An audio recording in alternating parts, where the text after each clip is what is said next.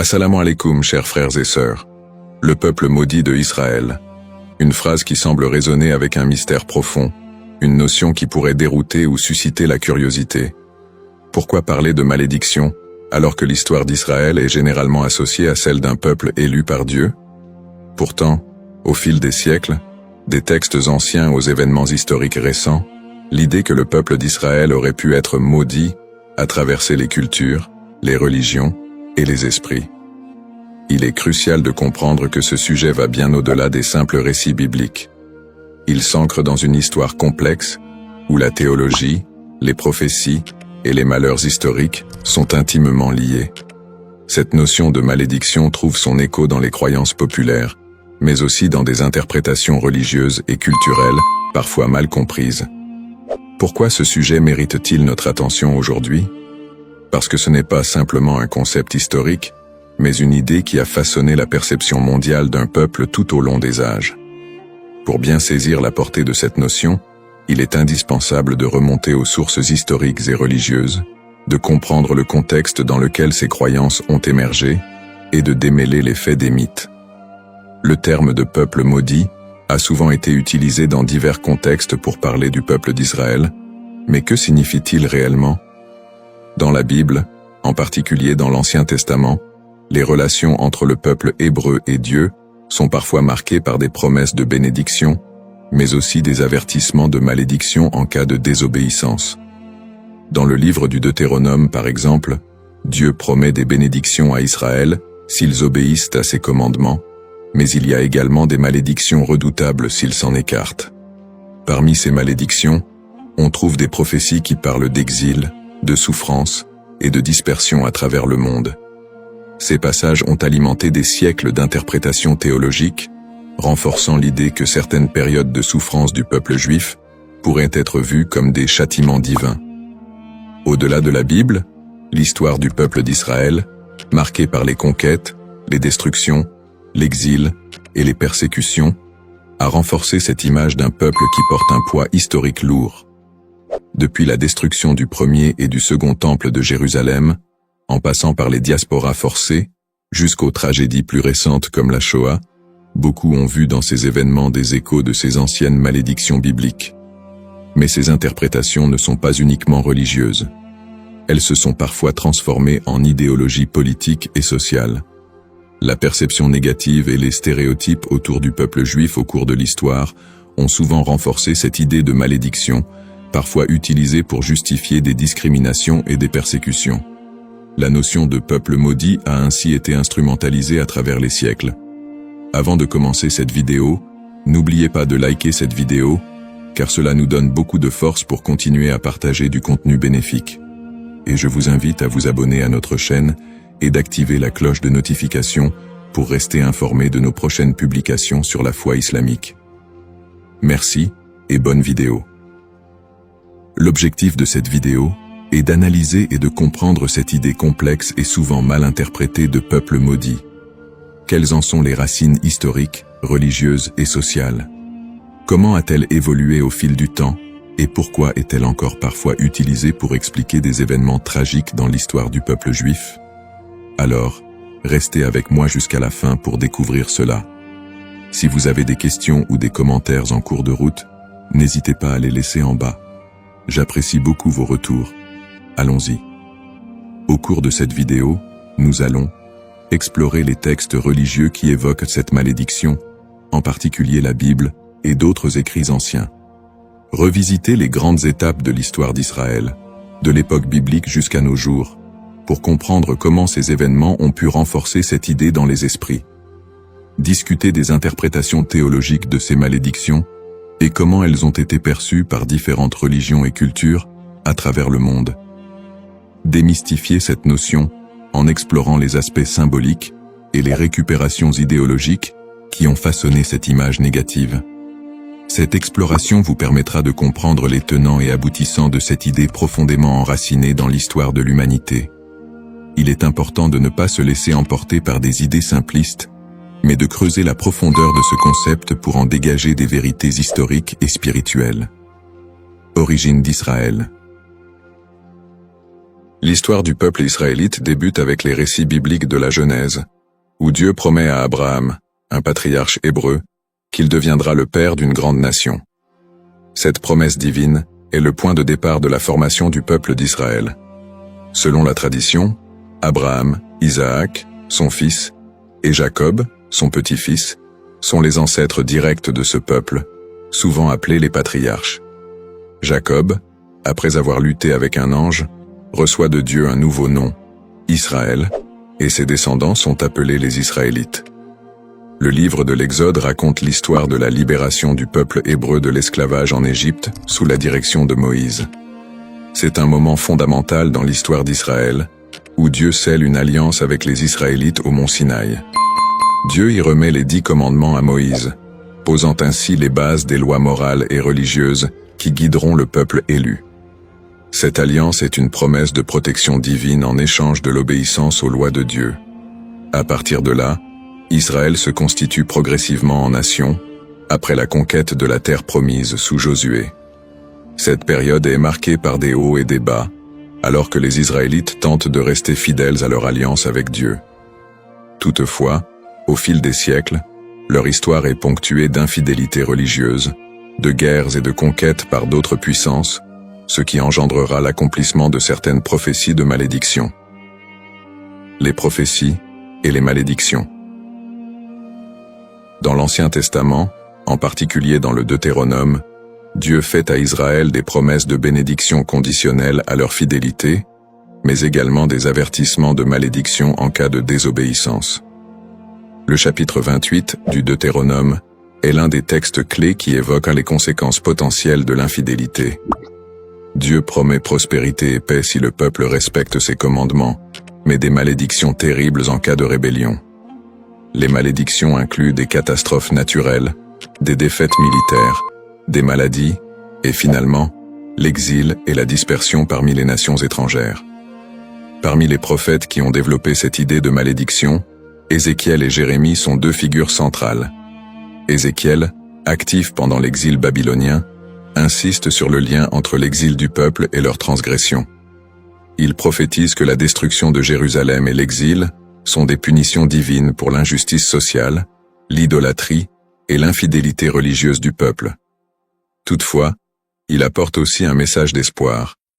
Après le châtiment, un retour et une restauration sont possibles si le peuple se repent. Jérémie, qui vécut également durant la chute de Jérusalem en 586 avant Jésus-Christ, avertit constamment le peuple des malheurs à venir s'il ne se détourne pas de l'idolâtrie et des injustices. Il prophétise la destruction imminente du temple de Jérusalem et l'exil des Judéens en Babylonie. Dans Jérémie 25, il annonce que cette période d'exil durera 70 ans, après quoi Dieu permettra leur retour. Ces prophéties sont souvent vues comme des annonces de malédiction qui pèsent sur Israël en raison de son infidélité à l'alliance. Cependant, elles sont également porteuses d'un espoir de rédemption, promettant que si le peuple retourne à Dieu, il retrouvera sa place privilégiée. Une autre dimension importante des malédictions dans l'Ancien Testament concerne le temple de Jérusalem. La destruction du premier temple par les Babyloniens en 586 avant Jésus-Christ, puis la destruction du second temple par les Romains en 70 après Jésus-Christ, sont vus comme des châtiments pour la désobéissance du peuple. Ces événements ont renforcé l'idée d'un peuple souffrant sous le poids de la malédiction divine. Persécutions historiques. L'histoire du peuple d'Israël est marquée par une série de persécutions et d'exils, souvent perçues à travers le prisme des malédictions bibliques. Le premier grand exil, celui de Babylone, survient après la destruction du premier temple en 586 avant Jésus-Christ. Par la suite, les Babyloniens déportent une grande partie des habitants de Juda, ce qui marque le début d'une longue période de diaspora. Après un retour partiel en terre d'Israël et la reconstruction du temple, les siècles suivants ne sont pas exempts de nouvelles épreuves. La période hellénistique, marquée par les conquêtes d'Alexandre le Grand, puis la domination romaine, amène son lot de tensions religieuses et politiques. Le peuple juif subit de nouvelles persécutions, notamment sous l'occupation romaine. La destruction du Second Temple en 70 après Jésus-Christ par les Romains, sous l'empereur Titus, est un moment charnière dans l'histoire d'Israël. Cet événement marque le début de la grande diaspora, alors que le peuple juif est dispersé dans tout l'Empire romain et au-delà. La révolte de Bar Kokhba, en 135 après Jésus-Christ, aboutit à une nouvelle défaite et à un exil encore plus massif. À partir de ce moment, les Juifs deviennent un peuple sans terre, vivant en exil, souvent en minorité, et subissant de nombreuses discriminations et persécutions. Durant le Moyen-Âge, en Europe et dans le monde islamique, les Juifs font souvent l'objet de suspicions, de discriminations légales, et parfois de pogroms violents. Les croisades, notamment, voient des massacres de communautés juives en Europe. Les expulsions des Juifs d'Espagne, en 1492, et du Portugal en 1497, sont d'autres exemples de persécutions qui renforcent cette idée de malédiction. Dans ces périodes sombres, beaucoup d'historiens et de penseurs juifs eux-mêmes ont cherché à comprendre ces souffrances à travers les textes sacrés. Pour certains, ces malheurs étaient perçus comme la continuation des malédictions prononcées dans l'Ancien Testament. Pourtant, ces périodes de souffrance ne sont pas uniquement interprétées comme des châtiments divins, mais aussi comme des épreuves à travers lesquelles le peuple d'Israël serait purifié ou préparé à une rédemption future. Le 19e et le 20e siècle ne font qu'amplifier ces tragédies, avec l'émergence de l'antisémitisme moderne, culminant dans l'horreur de la Shoah, qui a vu l'extermination systématique de 6 millions de Juifs pendant la Seconde Guerre mondiale. Une telle catastrophe, d'une ampleur sans précédent, a profondément marqué l'identité juive et soulevé des questions sur le sens de cette souffrance historique. Conclusion du contexte historique. L'histoire du peuple d'Israël, tissée de moments de gloire, d'alliances divines, mais aussi de malédictions et de souffrances, reste une des plus complexes et des plus riches de l'humanité.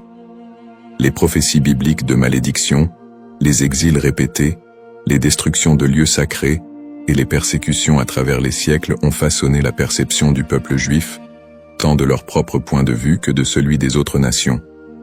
Le concept de peuple maudit, les bases théologiques, l'idée de malédiction dans les textes religieux, en particulier dans la tradition judéo-chrétienne, est un concept riche et complexe. Les malédictions sont souvent prononcées par Dieu en réponse à l'infidélité ou à l'injustice du peuple.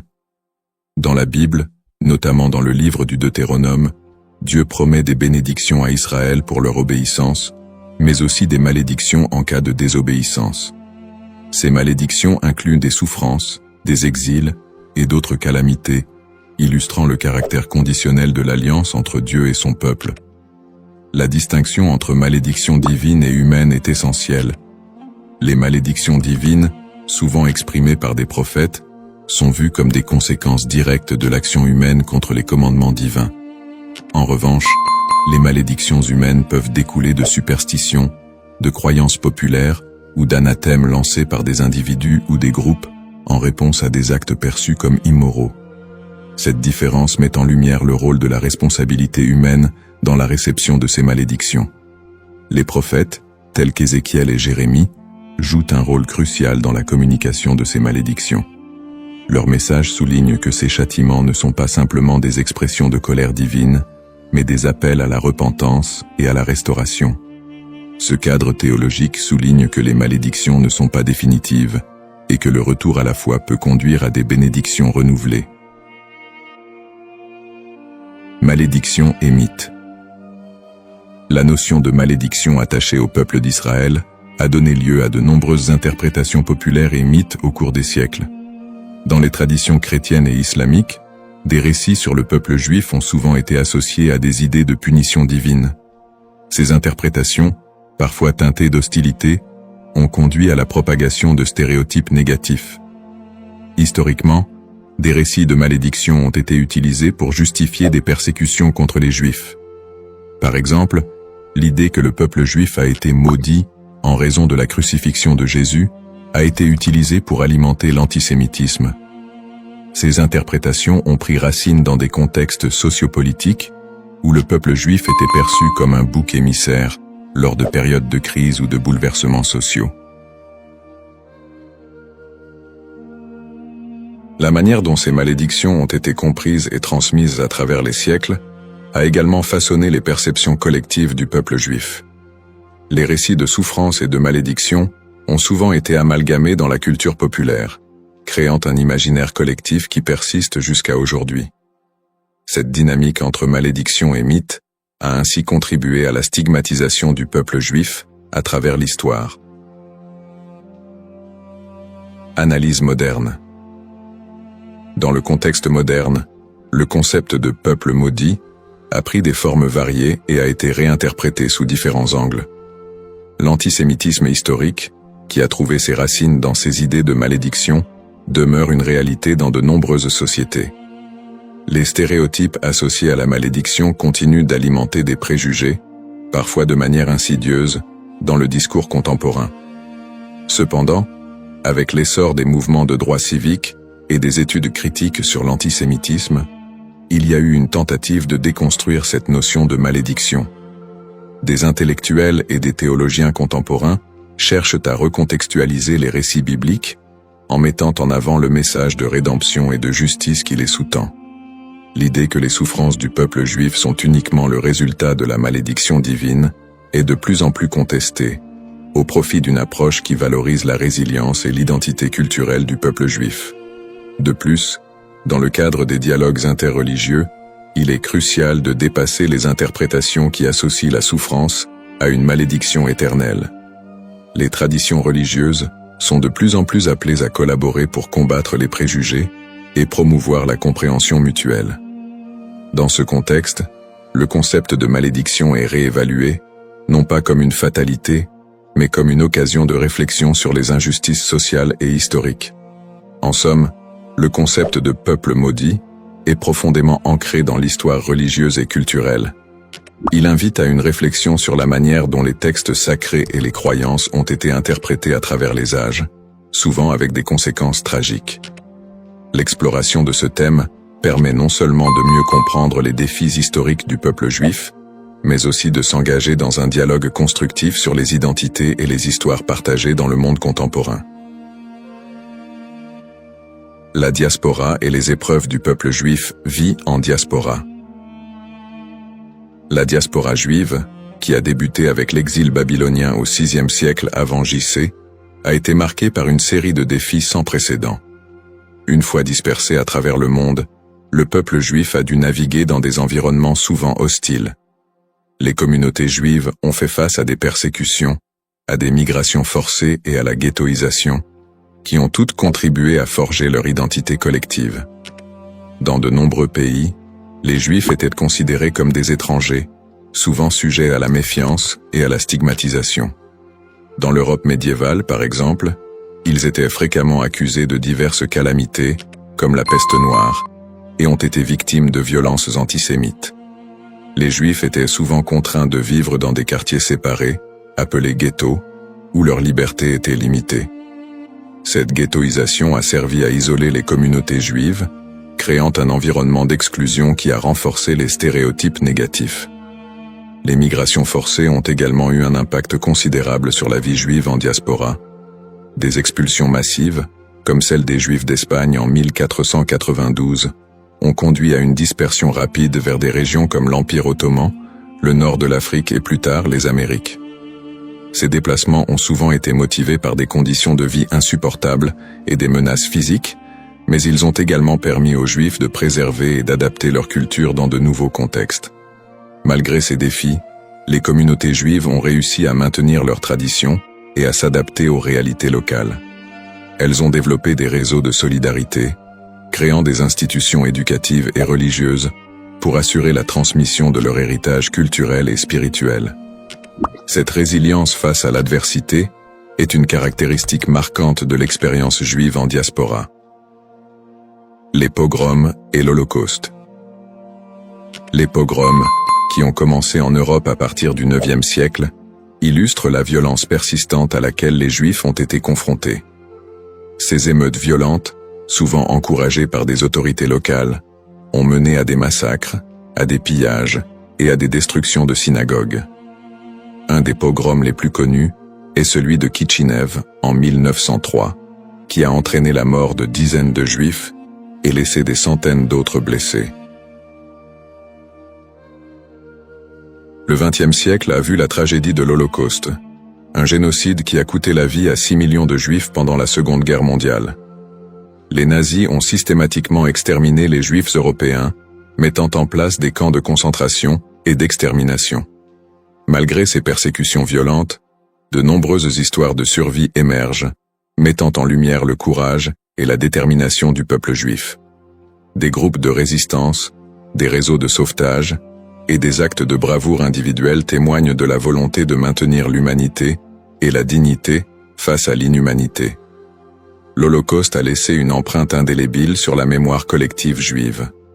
Les survivants ont dû reconstruire leur vie dans un monde souvent indifférent à leurs souffrances. Cette tragédie a également catalysé des mouvements politiques qui ont conduit à la création de l'État d'Israël en 1948, un point tournant dans l'histoire juive moderne. Lutte pour l'identité et la terre promise. Les épreuves subies par le peuple juif en diaspora ont profondément influencé son identité collective. Face à l'adversité, une identité juive résiliente a émergé, mêlant traditions séculaires, pratiques religieuses et un sentiment d'appartenance à une histoire commune. Cette lutte pour la survie a également renforcé un lien indéfectible avec la terre d'Israël, considérée comme la terre promise dans la tradition juive. Ce lien a été ravivé tout au long de l'histoire, notamment lors des mouvements sionistes du XIXe et du XXe siècle, qui ont cherché à établir un foyer national juif en Palestine. Pour de nombreux juifs, la terre d'Israël représente non seulement un lieu géographique, mais également un symbole de liberté, d'identité et d'unité. Les événements tragiques de l'histoire juive, comme l'Holocauste, ont également renforcé l'urgence de cette quête, suscitant un mouvement pour un retour à la terre d'Israël. En somme, l'expérience de la diaspora a été marquée par des défis extrêmes, mais aussi par une résilience remarquable. Les persécutions, les pogroms et l'Holocauste ont non seulement laissé des cicatrices, mais ont également façonné une identité juive forte, ancrée dans une histoire partagée et un attachement profond à la terre d'Israël. Ce processus de formation de l'identité juive, en réponse aux épreuves, continue de jouer un rôle crucial dans la vie des Juifs du monde entier aujourd'hui. Le retour en Israël et l'État moderne, sionisme et création de l'État d'Israël. Le mouvement sioniste, qui a émergé à la fin du XIXe siècle, constitue un tournant majeur dans l'histoire juive moderne. À cette époque, les Juifs d'Europe étaient confrontés à une montée de l'antisémitisme et à des conditions de vie précaires, notamment en Russie et en Europe de l'Est. Ces difficultés ont suscité un besoin pressant d'un foyer national. Theodor Herzl, considéré comme le père du sionisme politique, a articulé cette aspiration dans son livre L'État juif, 1996, où il propose la création d'un État juif en Palestine comme réponse à l'antisémitisme rampant. Le sionisme a pris plusieurs formes, allant du sionisme politique de Herzl à des visions plus socialistes et culturelles, comme celles de figures comme David Ben-Gourion et Ahad Ha'am. Le premier congrès sioniste a eu lieu à Bâle, en 1897, où les participants ont décidé de promouvoir l'établissement d'un foyer national juif en Palestine par des moyens diplomatiques et légaux. À la suite de la déclaration Balfour de 1917, dans laquelle le gouvernement britannique a exprimé son soutien à l'établissement d'un foyer national juif en Palestine, le mouvement sioniste a gagné en légitimité. Cependant, la réalité sur le terrain était complexe. La Palestine était alors habitée par une majorité arabe qui a vu l'immigration juive comme une menace pour ses droits et ses terres. Cette situation a semé les graines des conflits futurs. Après la Seconde Guerre mondiale et l'Holocauste, qui a décimé la population juive d'Europe, le besoin d'un refuge sécurisé a été accentué. En 1947, l'Assemblée générale des Nations unies a voté pour diviser la Palestine en deux États, un juif et un arabe. Les leaders juifs ont accepté le plan, mais les dirigeants arabes l'ont rejeté. Le 14 mai 1948, David Ben-Gourion a proclamé l'indépendance de l'État d'Israël, ce qui a entraîné la première guerre israélo-arabe. En dépit de l'opposition régionale, Israël a réussi à établir un État et à absorber un grand nombre de réfugiés juifs du monde entier, notamment des survivants de l'Holocauste. Conflit moderne. Depuis sa création, l'État d'Israël a été plongé dans une série de conflits régionaux qui ont souvent été alimentés par des tensions ethniques et religieuses. Les guerres avec les pays arabes voisins, notamment les guerres de 1948, 1967 et 1973, ont défini les frontières et les relations diplomatiques de l'État moderne. Les tensions avec les populations palestiniennes ont également été une source constante de conflits, culminant avec les intifadas des années 1980 et 2000, où des soulèvements populaires ont éclaté en réponse à l'occupation israélienne des territoires palestiniens. Le conflit israélo-palestinien est un point focal des tensions au Moyen-Orient, où des questions de droits territoriaux, d'autodétermination et de sécurité se croisent. Les territoires de la Cisjordanie et de Gaza sont devenus des symboles de la lutte pour la reconnaissance et la dignité des Palestiniens. Les colonies israéliennes en Cisjordanie et les conditions de vie à Gaza ont engendré des critiques internationales et des tensions croissantes. Sur le plan religieux, les sites sacrés tels que Jérusalem revêtent une signification particulière pour les Juifs, les chrétiens et les musulmans, exacerbant les conflits. L'accès aux lieux saints est souvent un point de discorde, avec des épisodes de violence autour du mont du Temple et du dôme du Rocher. Peut-on encore parler d'un peuple maudit aujourd'hui? La question de savoir si l'on peut encore parler d'un peuple maudit aujourd'hui mérite d'être examinée sous différents angles. D'une part, le peuple juif a par moments été perçu comme victime d'une malédiction, surtout dans le contexte des souffrances historiques, des persécutions et de l'Holocauste. Cette perception s'est parfois traduite par des stéréotypes négatifs et un antisémitisme durable qui persistent encore dans certaines sociétés contemporaines. D'autre part, l'idée de peuple maudit ne rend pas pleinement compte de la résilience, de l'innovation et des contributions culturelles des Juifs à la société mondiale. Après des siècles de persécution, les Juifs ont réussi à établir un État souverain, à revitaliser leur culture et à jouer un rôle significatif dans divers domaines tels que la science, l'art et la politique. Cette renaissance culturelle et nationale contredit l'idée d'une malédiction éternelle. Aujourd'hui, beaucoup de Juifs se définissent non pas par leurs souffrances passées, mais par leur identité culturelle et leur engagement envers des valeurs de justice, de paix et de coexistence. L'État d'Israël, bien qu'encore confronté à des défis internes et externes, est un symbole de survie et de détermination pour de nombreux Juifs dans le monde. Ainsi, plutôt que de voir le peuple juif à travers le prisme d'une malédiction, il est plus approprié de reconnaître la complexité de son histoire, marquée par des luttes et des triomphes, et d'appréhender la diaspora juive comme une histoire d'espoir, de résilience et de quête d'identité.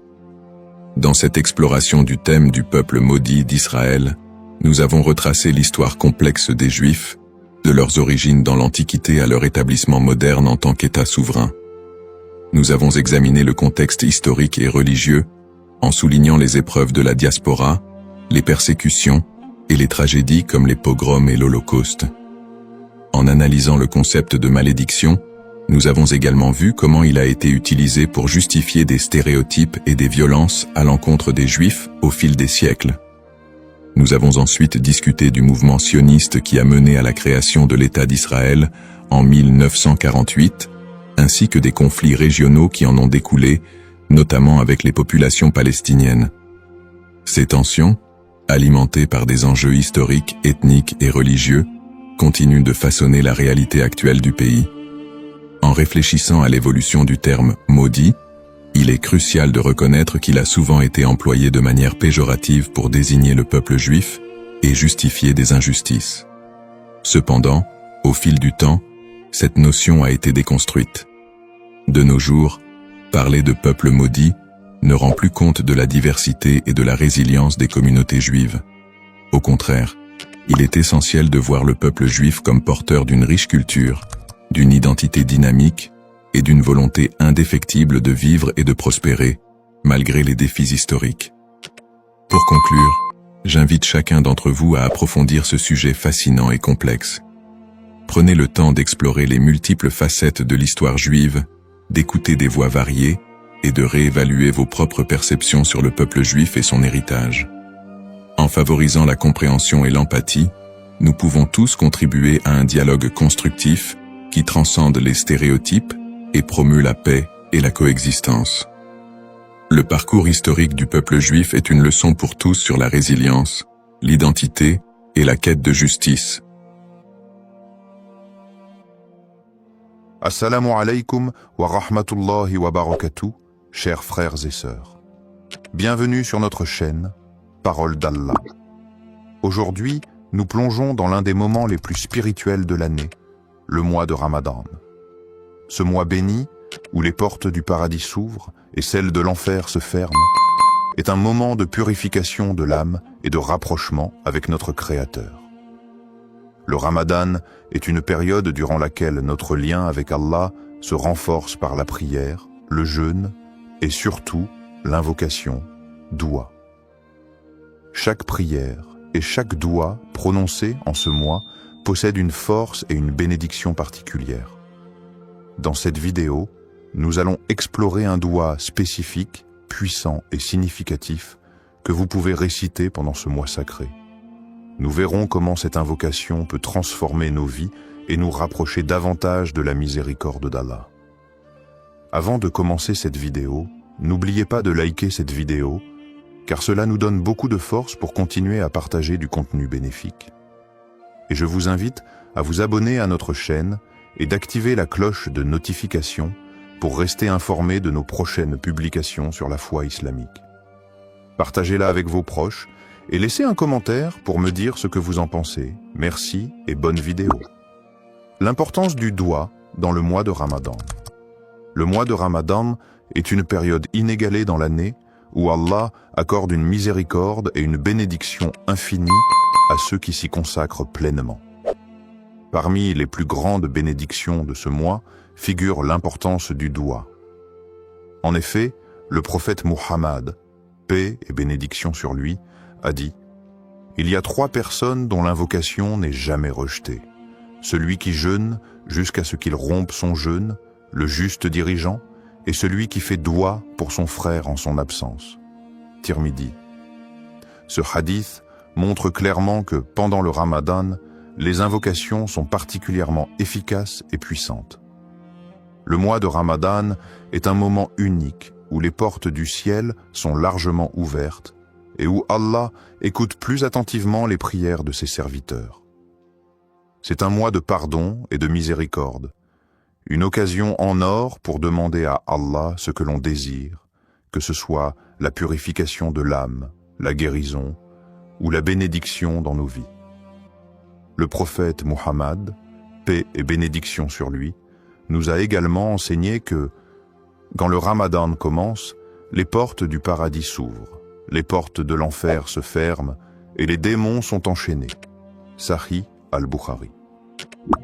Cela témoigne de l'atmosphère spirituelle particulièrement propice pour faire des douas pendant ce mois.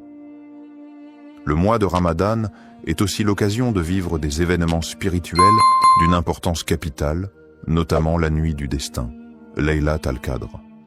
Cette nuit, qui se trouve dans les 10 derniers jours de Ramadan, est mieux que 1000 mois. Le Coran dit « La nuit du destin est meilleure que 1000 mois ». Surat al-Qadr, 97, 3. Pendant cette nuit, les anges descendent sur la terre et les prières sont exaucées. C'est donc le moment idéal pour faire des douas, car Allah, dans sa grandeur et sa miséricorde infinie, accorde une attention toute particulière à ses serviteurs en cette période. C'est un mois où chaque prière devient une opportunité d'obtenir des bénédictions et des réponses divines.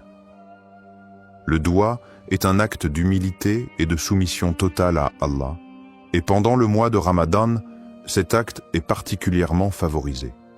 Nous devons saisir cette occasion pour purifier nos cœurs, solliciter le pardon d'Allah et demander des bénédictions pour nous-mêmes, nos proches, et même pour l'ensemble de la communauté musulmane. Le doua du Ramadan, signification et puissance. Le doua est un acte de soumission et de demande auprès d'Allah, et pendant le mois de Ramadan, cet acte prend une dimension particulière. Le mois de Ramadan est une période de purification spirituelle où chaque prière et chaque invocation est une occasion d'obtenir la miséricorde divine. Dans ce contexte, certains douas ont une puissance et une signification profonde, et parmi ceux-ci, il existe un doua spécifique recommandé pour ce mois béni. Le doua pour la rédemption et le pardon. Le doua pour la rédemption et le pardon. Un des douas les plus recommandés pendant le mois de Ramadan est le doua pour demander le pardon et la miséricorde d'Allah. Il s'agit de l'invocation suivante, souvent récitée durant ce mois sacré. Allahumma innaka afu, tuhibbul afu, fa'af anni. Allahumma innaka afuwun tuhibbu al-afwa fa'fu anni. Ô Allah, tu es pardonnant, tu aimes le pardon, alors pardonne-moi. Hadith rapporté par Al-Tirmidhi. Ce doua est une invocation très puissante et profonde. Elle est recommandée de manière spéciale durant les dernières nuits de Ramadan, notamment durant la nuit du destin, Laylat al-Qadr, lorsque les bénédictions et les bénédictions divines sont multipliées. Le doua exprime l'humilité et le besoin absolu de la miséricorde d'Allah. Signification des mots et impact spirituel. Chaque mot de ce doua est riche en signification et en implications spirituelles. Voici une explication détaillée de ces éléments clés. Allahumma innaka. Ce mot commence l'invocation par le nom d'Allah, une manière de se rappeler qu'Allah est celui vers qui toute demande doit être adressée. Ce début marque le recueillement, le respect et l'humilité devant Allah. Afuwun. Cela fait référence à la qualité divine d'Allah qui est pardonnant. Ce mot indique une forme de pardon bienveillant, plus que simplement accorder le pardon. Allah, dans sa grande miséricorde, ne se contente pas de pardonner les péchés, mais il efface leurs traces et les conséquences. C'est ce pardon purifiant qui est demandé ici. Tuhibbu al-afwa. Cette phrase signifie que tu aimes le pardon. Cela nous rappelle que le pardon est une qualité précieuse dans l'islam. Et Allah non seulement pardonne, mais il aime pardonner à ses serviteurs qui se repentent sincèrement. Il est la source de tout pardon et aime purifier ceux qui se tournent vers lui avec un cœur sincère. Fa'fu anni. Ici, on demande directement à Allah de pardonner nos fautes. Le mot fa'fu est plus que le simple pardon. Il implique l'effacement total des péchés et des erreurs, une grâce qui est renouvelée chaque jour pendant le mois de Ramadan. Cette invocation, d'une simplicité apparente, est profondément spirituelle. Elle illustre parfaitement l'âme du Ramadan, qui est un mois de purification, de repentance et de réconciliation avec Allah. Le doua fait appel à la miséricorde d'Allah, à sa volonté de pardonner et à sa bienveillance infinie. Il invite les croyants à se tourner vers Allah avec une foi totale, en reconnaissant leurs faiblesses et en demandant une purification divine. Connexion à la miséricorde divine. Le mois de Ramadan est le mois où la miséricorde divine atteint son paroxysme. En demandant pardon, le croyant ne fait pas qu'accepter la rédemption de ses péchés, mais aussi il s'engage dans un processus de purification de l'âme. Allah nous enseigne dans le Coran que sa miséricorde couvre toutes choses, et cette miséricorde est particulièrement active pendant le mois de Ramadan. Le prophète Muhammad, paix et bénédiction sur lui, a dit « Celui qui jeûne pendant le mois de Ramadan avec foi et espérant la récompense d'Allah, ses péchés passés lui seront pardonnés. » Sahih al-Bukhari. Le doua pour le pardon est une clé pour accéder à cette miséricorde. Ce mois de Ramadan est, pour chaque musulman, une occasion de se libérer des chaînes de ses péchés, de se purifier et de se rapprocher de la clémence infinie d'Allah. La répétition de ce doua crée une connexion constante avec la miséricorde divine et rappelle aux croyants qu'Allah est toujours prêt à pardonner ceux qui reviennent vers lui avec sincérité. Bénédictions liées à l'écoute de ce doua. Les bénédictions de ce doua sont innombrables. Lorsque nous récitons cette invocation, nous sollicitons le pardon d'Allah et en retour, Allah nous accorde plusieurs bénédictions spirituelles. le pardon des péchés. Comme mentionné précédemment, réciter ce doigt avec foi et sincérité efface nos péchés, même les plus grands.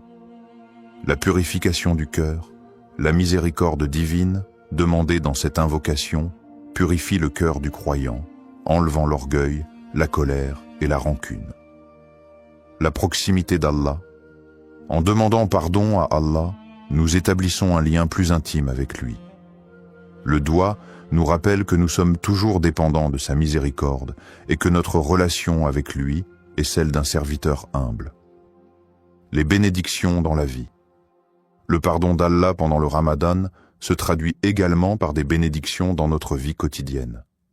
Ces bénédictions peuvent se manifester sous forme de paix intérieure, de prospérité spirituelle et matérielle, et d'un sentiment général de bien-être. En conclusion, le doigt du Ramadan est une clé spirituelle puissante qui ouvre les portes de la miséricorde d'Allah et nous permet de vivre ce mois sacré dans une pureté renouvelée. En le récitant sincèrement, nous espérons être touchés par la miséricorde divine et bénéficier de toutes les bénédictions qu'Allah réserve à ceux qui cherchent son pardon. Histoire inspirante. Un doigt écouté pendant Ramadan. Il y a quelques années, un frère musulman nommé Ahmed vivait un moment difficile dans sa vie. Il avait perdu son emploi, sa situation financière était instable et il ressentait une profonde inquiétude quant à son avenir. Chaque jour, il se battait contre la peur et le doute, se demandant s'il serait capable de subvenir à ses besoins et à ceux de sa famille. En ce mois de Ramadan, il décida de se tourner pleinement vers Allah, espérant que ce mois sacré, porteur de bénédictions, serait l'occasion pour lui de trouver une réponse divine. Ahmed avait toujours été un croyant fidèle, mais dans ces moments de détresse, sa foi était mise à l'épreuve. Il se souvint des paroles du prophète Muhammad, paix et bénédiction sur lui. Il n'y a rien de plus noble que de faire appel à Allah avec une invocation sincère, et Allah répondra, mais selon ce qui est meilleur pour vous. Sahih Muslim. Conscient de la miséricorde infinie d'Allah, il se dit qu'il devait faire confiance à Allah, peu importe l'issue de sa situation. Durant les nuits du Ramadan, Ahmed s'isola dans sa chambre après la prière de Tarawih, un moment calme où il pouvait se concentrer pleinement sur son invocation. Avec une profonde humilité et sincérité, il leva les mains vers Allah et récita ce doigt. Allahumma inni abduk wa ibnu abdik wa ibnu ummatik, nasiyati biyadik, madin fi hukmik, adlu fi qada'uk, asalika bikulli ismin huwa lak, سميت به نفسك أو أنزلته في كتابك أو علمته أحدا من خلقك أو استأثرت به في علم الغيب عندك أن تجعل القرآن ربيع قلبي ونور صدري وجلاء حزني وذهاب همي اللهم إني عبدك وابن عبدك وابن آمتك ناسيتي بيدك معذ في حكمك عدل في قضائك أسألك بكل اسم هو لك سميته به نفسك أو أنزلته في كتابك أو علمته أحدا من خلقك أو استأثرت به في علم الغيب عندك أن تجعل القرآن رب قلب ونور صدر وجلاء حزن وذهب همّ. Ô Allah, je suis ton serviteur, fils de ton serviteur et fils de ta servante. Mon destin est entre tes mains et tout ce que tu ordonnes est juste et équitable. Je te demande, par tous les noms qui t'appartiennent, que tu as révélé dans ton livre ou enseigné à l'un de tes créatures, ou gardé dans le secret de ton savoir divin, que le Coran devienne le printemps de mon cœur, la lumière de ma poitrine, la guérison de ma tristesse et la disparition de mon souci. Cette invocation, exprimant une demande de guérison spirituelle, de paix intérieure et de bénédiction dans la vie d'Ahmed, marqua un tournant dans son Ramadan. Il répéta ce doigt avec une foi inébranlable, se rappelant que Ramadan est le mois où les portes de la miséricorde d'Allah sont largement ouvertes.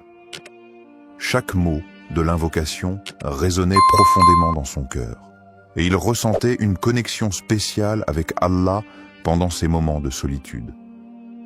Les jours passaient, et bien que la situation extérieure d'Ahmed ne changeait pas immédiatement, il ressentait une paix intérieure qu'il n'avait pas connue depuis longtemps.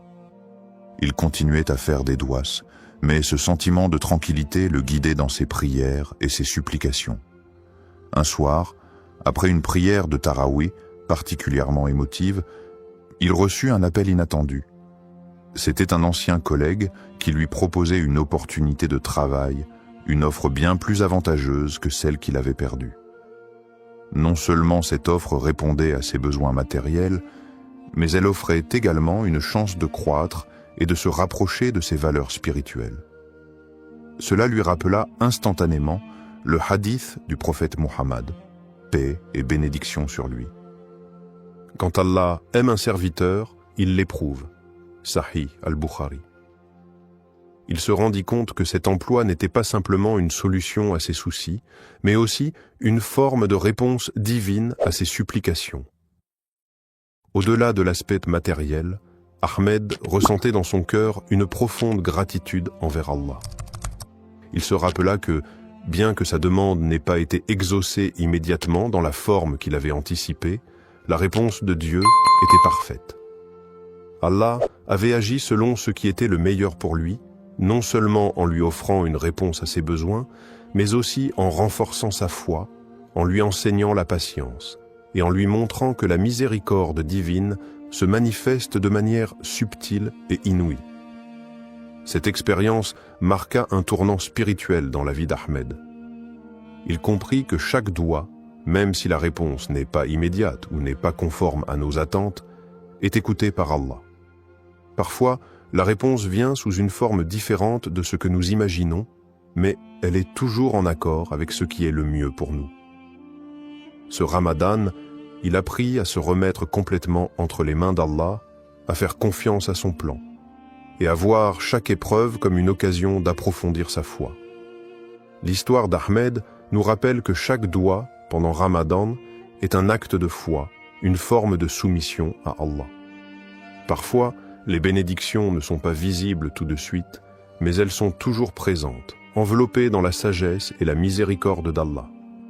Les conditions du doua acceptées, ce qu'Allah attend de nous dans le mois béni de Ramadan et tout au long de l'année, les invocations, douas, sont une occasion précieuse pour les croyants de se rapprocher d'Allah et de solliciter ses bénédictions.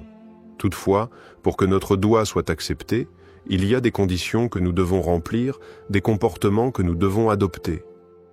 Allah, dans sa miséricorde infinie, répond à nos prières, mais cette réponse dépend souvent de la sincérité de notre cœur et de notre engagement envers lui. Première, la sincérité dans la prière et la pureté d'intention. La première condition pour qu'un doua soit accepté est la sincérité du cœur. Lorsque nous élevons nos mains en supplication, nous devons nous assurer que notre demande vient d'un cœur pur, exempt de toute hypocrisie. Le prophète Muhammad, paix et bénédiction sur lui, a dit « Lorsque vous invoquez Allah, invoquez-le avec un cœur pur. » Sunan at-Tirmidhi. Il est crucial que notre intention soit claire et que nous ne cherchions pas à obtenir des bénéfices mondains par nos prières, mais bien à chercher le plaisir d'Allah. Cette sincérité dans la prière renforce notre relation avec Allah, car c'est un acte d'adoration qui doit être fait uniquement pour lui.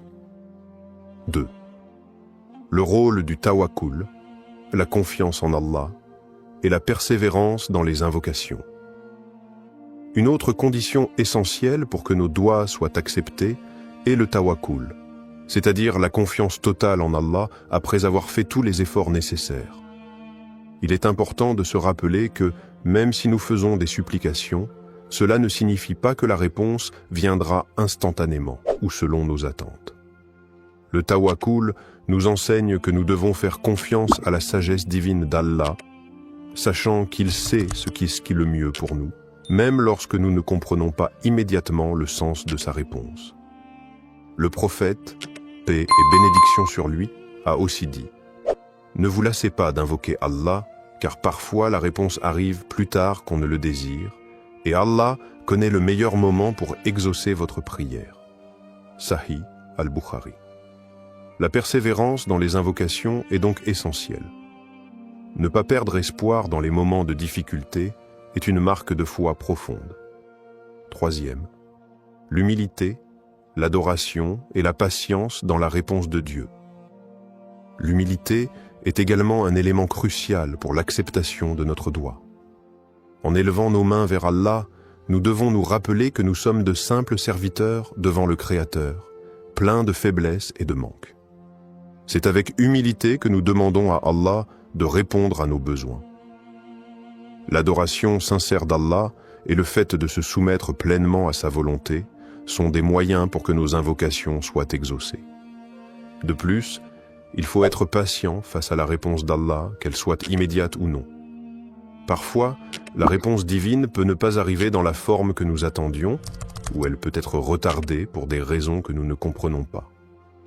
Le prophète Muhammad, paix et bénédiction sur lui, nous enseigne que la patience dans l'attente de la réponse d'Allah fait partie intégrante du processus.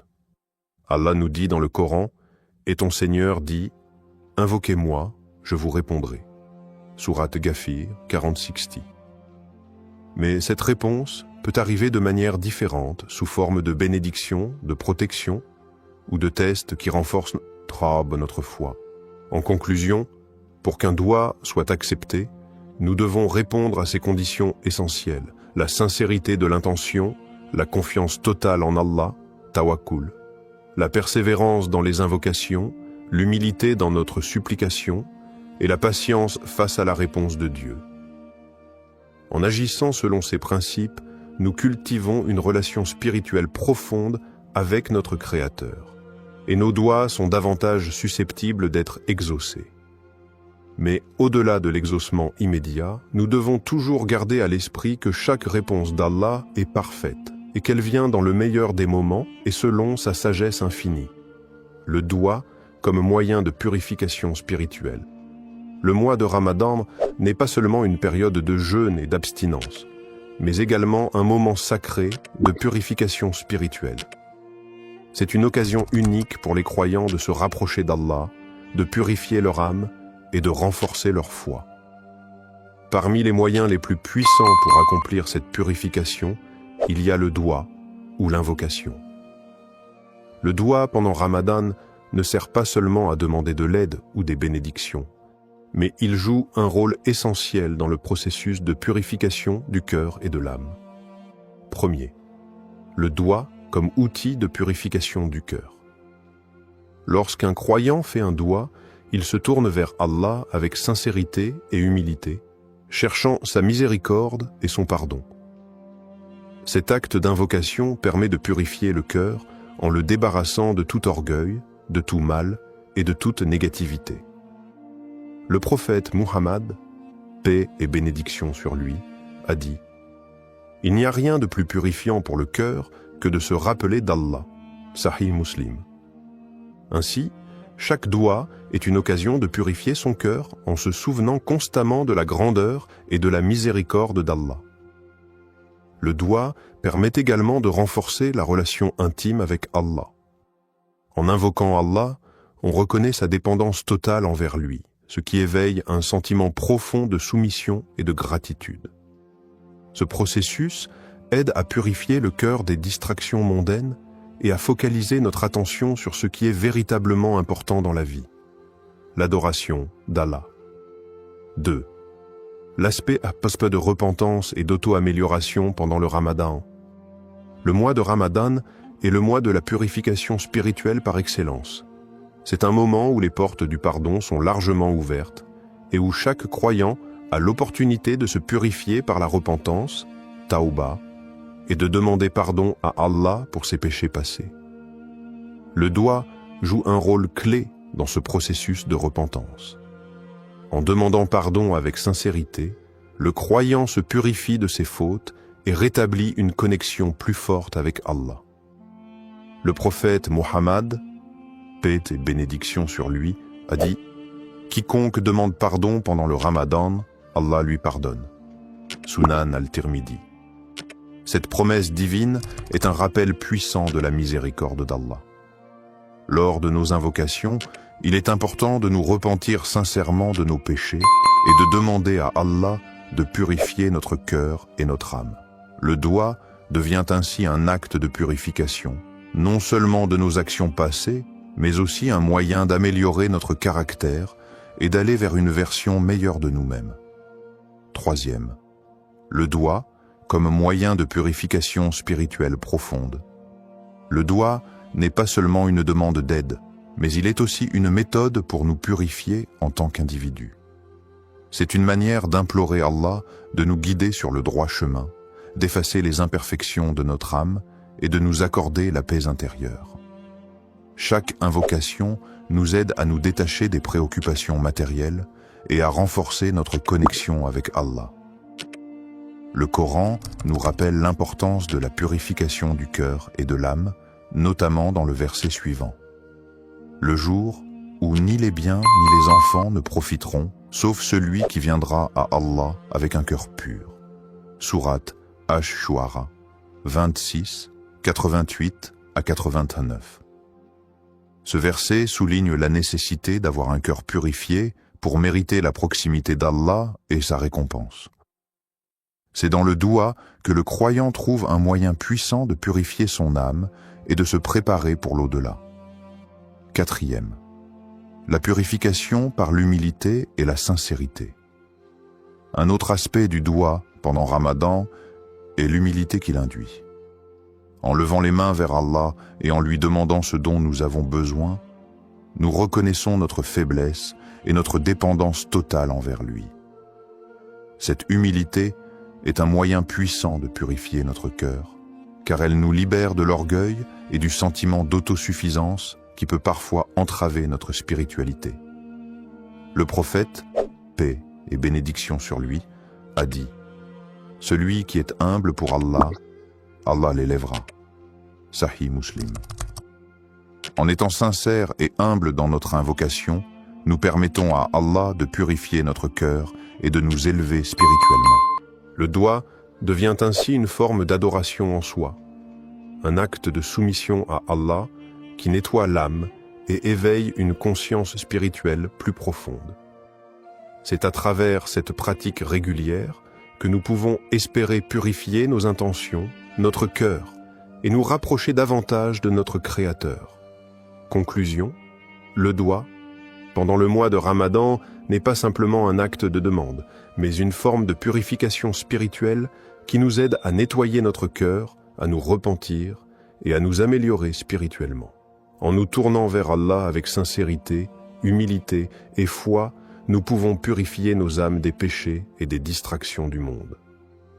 Le mois de Ramadan, avec ses bénédictions et sa miséricorde infinie, est l'occasion idéale pour accomplir cette purification, se rapprocher d'Allah et renforcer notre engagement à mener une vie pure, pleine de foi et de dévotion. L'écoute du doigt et l'acceptation de la volonté d'Allah.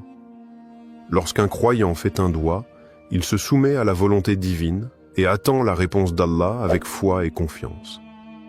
Cependant, il est important de comprendre que la manière dont Allah répond à nos invocations peut ne pas toujours correspondre à ce que nous attendions ou désirions immédiatement. L'acceptation de la volonté d'Allah, même quand la réponse à notre doigt semble différente de ce que nous avons demandé, est un aspect fondamental de la foi musulmane.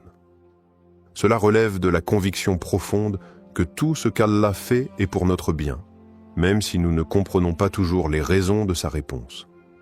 Premier, croire que toute réponse divine est pour notre bien.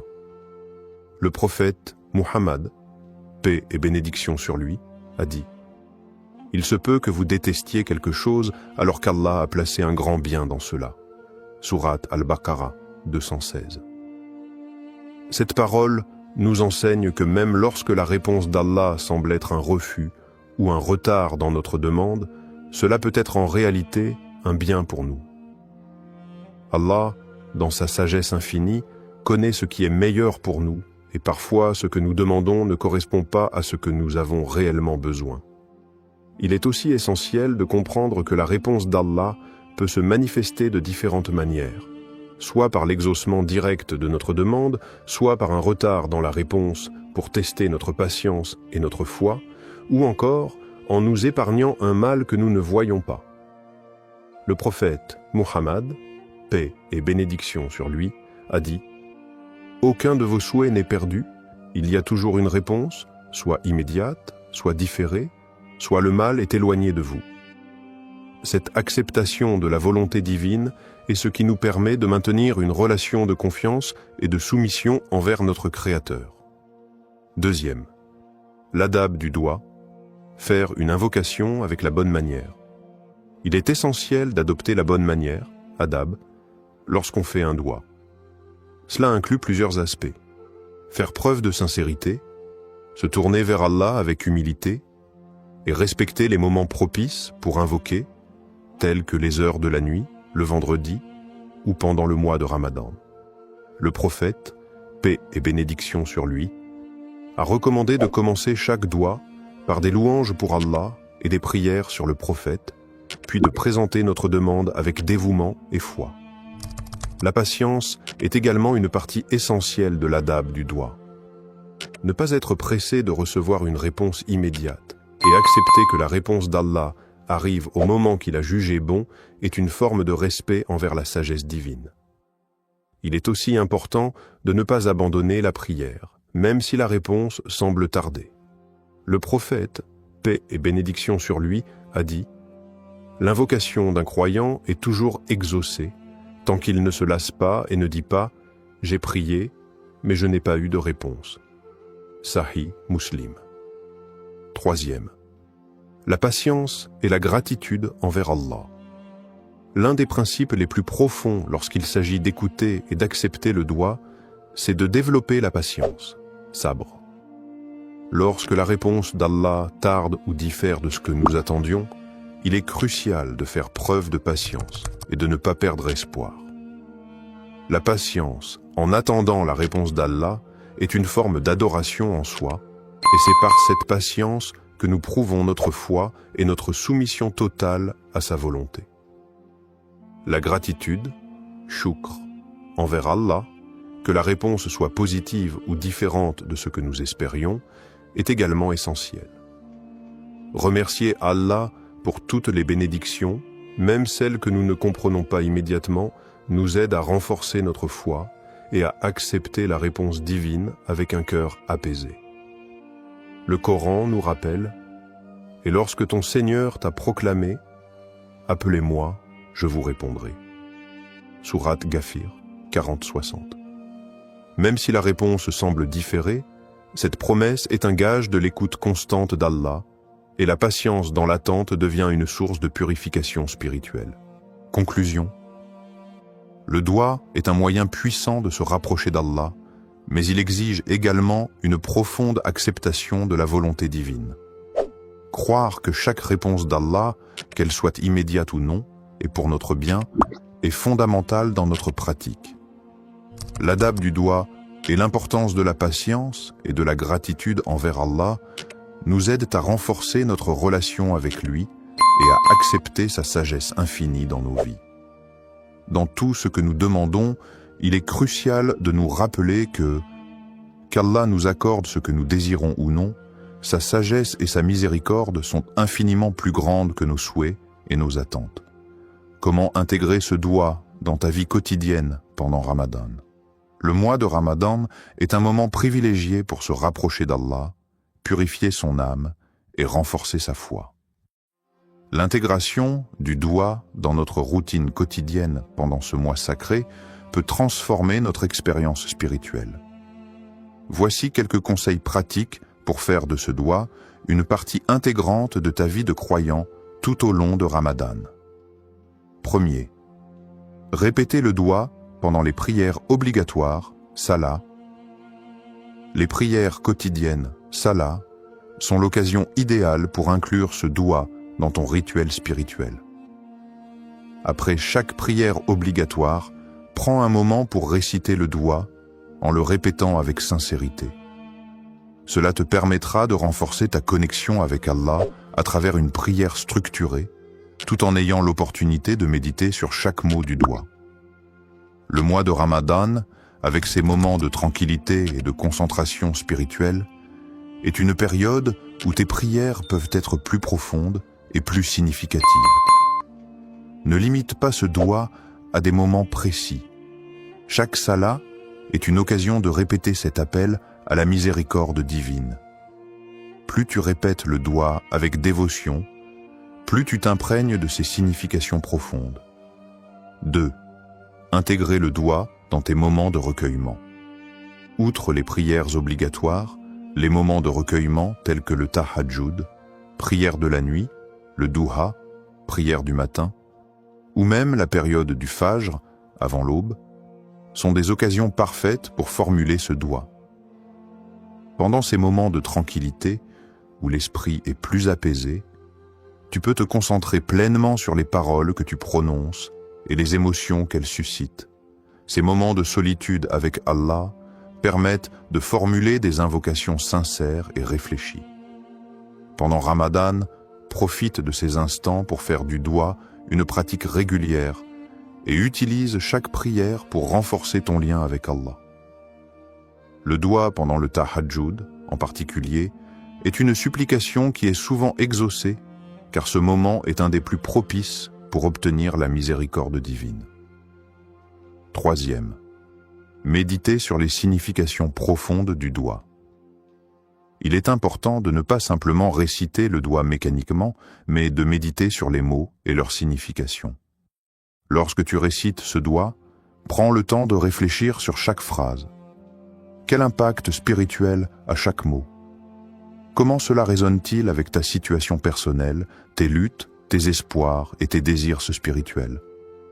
Par exemple, en méditant sur les mots de demande de pardon et de miséricorde, tu peux comprendre combien ces qualités d'Allah sont immenses et comment elles affectent ta vie quotidienne. Chaque phrase de ce doigt peut être une opportunité d'introspection. L'important est de ne pas se contenter de la répétition, mais de vivre chaque mot avec une intention claire, ouverte à la guidance d'Allah. 4. Utiliser des moments de transition dans la journée pour répéter le doigt. Au-delà des prières formelles, utilise les moments de transition de ta journée pour intégrer ce doigt. Cela peut être pendant le temps que tu passes à la maison entre les prières, ou même lorsque tu fais des tâches quotidiennes. Par exemple, pendant que tu prépares le repas pour le suhour ou l'iftar, profite de ces instants pour répéter ce doigt dans ton cœur. Ces petites invocations pendant les activités quotidiennes peuvent renforcer ta présence spirituelle et te rappeler la bénédiction du mois de Ramadan. 5. Implique la famille et les proches dans l'invocation. Ramadan est aussi un mois de partage et de renouveau spirituel en famille et en communauté. Encourage ta famille, tes amis ou tes proches à faire le doigt ensemble. Lorsque vous êtes réunis pour l'iftar ou pour une prière en groupe, intégrez le doigt dans ce moment collectif. Cela peut renforcer l'effet spirituel du doigt, non seulement pour toi, mais aussi pour ceux qui t'entourent. Conclusion. Le mois de Ramadan offre une occasion en or pour renforcer notre relation avec Allah, et intégrer ce doigt dans ta routine quotidienne est une manière puissante de vivre pleinement ce mois sacré. Que ce soit pendant les prières formelles, les moments de recueillement personnel, ou même dans les petites actions de la vie quotidienne, chaque instant est une opportunité de se rapprocher d'Allah. En méditant sur les significations du doigt et en l'intégrant à toutes les facettes de ta vie, tu t'ouvres à la miséricorde d'Allah et tu renforces ta foi, faisant de ce mois un moment véritablement transformateur. Conclusion et appel à l'action. Le mois de Ramadan est une opportunité unique de se rapprocher d'Allah, de purifier notre cœur et de renforcer notre foi.